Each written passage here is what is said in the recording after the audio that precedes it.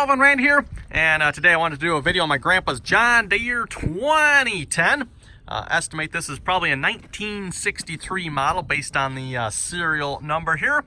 And if you've been following along on the videos for this tractor here, we've done a fair amount of work to it.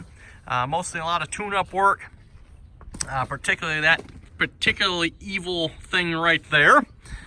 And then of course on this side we've pretty much redid this entire side here.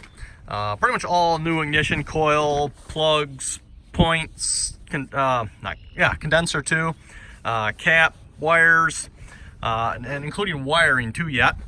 Again, for those of you who watched the videos when we first started working on this tractor, a lot of the wiring harness was badly burned for some reason. Looked like it gotten hot and melted the insulation off. Well, it gotten old too, I suppose, one of the two. So yeah, anyway, everyone, we got this tractor running. Runs pretty good, I would say. That definitely took a bit of work to get that to happen. Seems like the final, I don't know if you want to call it nail in the coffin here to get the throttle to work right was oiling up, or actually WD-40ing all the linkage components here for the throttle. That really seemed to help. It runs actually quite nicely now for the most part. It's not 100% right, but it's definitely a lot better than it was. And then of course we gave it a nice paint job as well, which really cleaned this tractor up. It sat in the barn, which was in damp conditions, and it had like, I call it like pinpoint rust spots all over it. In some ways, for those of you who watched my John Deere 2510 video, in some ways it was a little bit worse paint-wise, in some ways it was better. In some ways I say worse because it definitely, I would say, had a lot more scattered rust throughout it. And definitely took us a bit of work there to grind that all down, clean it up before we painted it. But overall, I'd say it turned out pretty good. We painted the muffler there as well. I think that really looks nice there, that kind of matte black high heat paint. Anyway, John Deere 2010 here. This is roughly a 45 horsepower tractor. Wide front on it. I'm not sure what all combinations this tractor came in, but this is a wide front tractor. This is a gas tractor, by the way. So gas has 3-point on the back as well as an hydraulic output, PTO, all the usual stuff. And around the back side here, we didn't really do a whole lot. That's interesting. Don't know if I missed painting there a little bit or what's up with that, but oh well.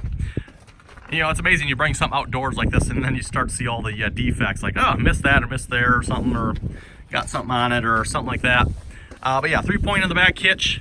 PTO, this has both 540 and 1000 RPM. I believe it switches stub shafts around. I believe that's how it works on this tractor. Hydraulic outputs are there. Rear lights, none of which work, I don't think, to my knowledge. All the front lights, however, do work. So the front lights all work on both sides. I don't think this light works. No particular surprise there. Of course, we did rebuild this seat assembly, if you remember that. Pretty much this entire seat assembly was shot. Well, not shot, was missing hardware, basically, I guess you could say. And wasn't functioning at all. We, of course, put a new seat on it. And now, well, I don't know, I guess I can't push down on it because of that big spring. If you sit in it, then it's got some spring power to it. It actually works quite nicely now. A lot better.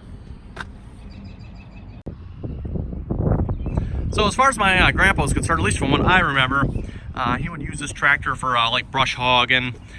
He'd do some planting and stuff with this. Mostly just a lighter duty tractor.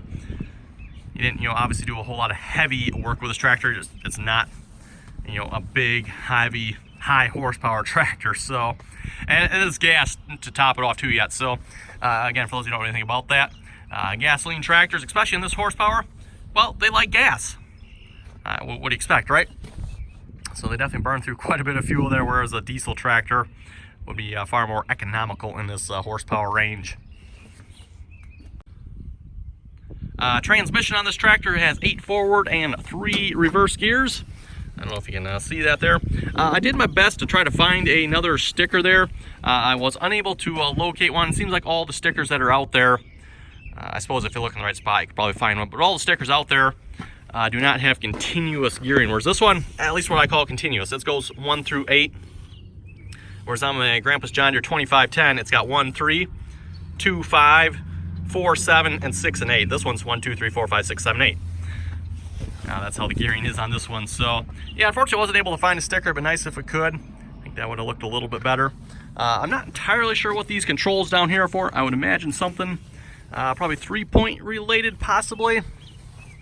It doesn't say, so I'm not really sure. But yeah, there's 2 control levers there for something. Like I said, either hydraulic outputs or most likely probably the 3-point if I had a guess. We got 3 levers up here. I'm not actually sure what the middle lever is. I actually haven't tried that. I really should probably try that lever, see what it does. It seems to be a little stiff and doesn't do anything. But I got 3-point, and that is the hydraulic outputs right there. Gear shifter, of course, throttle, lights, key. This does have key start, and then of course the choke, because it is a gasoline motor. Again, relatively simple tractor, though a little bit of a pain to work on, especially if you got to get anywhere in the front here or in that part of the tractor. It's kind of hard to get to some of that. The air filter is behind this cover here. You just got to turn those, like, was it a quarter turn, something like that. And then it does have an oil bath air filter, by the way, so that means you got to fill it with oil to the proper level. And yeah, it's kind of interesting technology, if you will, old technology. I don't think that's really used anymore, but the old oil bath air filters. Only one 3-point arm on this tractor here is adjustable. Well, I guess technically that one's probably adjustable too, but you'd have to take it apart. Interestingly on this tractor, by the way, let's see if I push that up there, the 3-point arms do come out. I believe that's more for like quick connect purposes than actual, like you're not really supposed to run them with them out, to my knowledge. At least not that I know of anyway. Let's see what's here. What else is there to say about this tractor? That's a good question. Not much really, I guess. I think that's about it, everyone. Yeah, my grandpa's John Deere 2010. Like I said, roughly 45 horsepower, 1963 model, the best we can tell. We, of course, went through, cleaned it up. Gave it a nice tune-up job for the most part. Took that carburetor off a few times, cleaning it up. Seems like it's finally good, actually, now, by the way. I'm not seeing any leakage from that carburetor, so that's good. It does have, it seems to be what's common with these tractors, is the usual hydraulic leak, the front from the steering there, and the rear, which is probably the rock shaft housing, or the rock shaft 3-point arms. That whole assembly there is probably leaking. So yeah, like I said, everyone, I think with that we're going to wrap this video up. Pretty happy with how this turned out. Again, amazing, coat of paint really sets off a project like this. So again, everyone, thanks for watching. Comments or questions, be sure to leave them below. And until next time.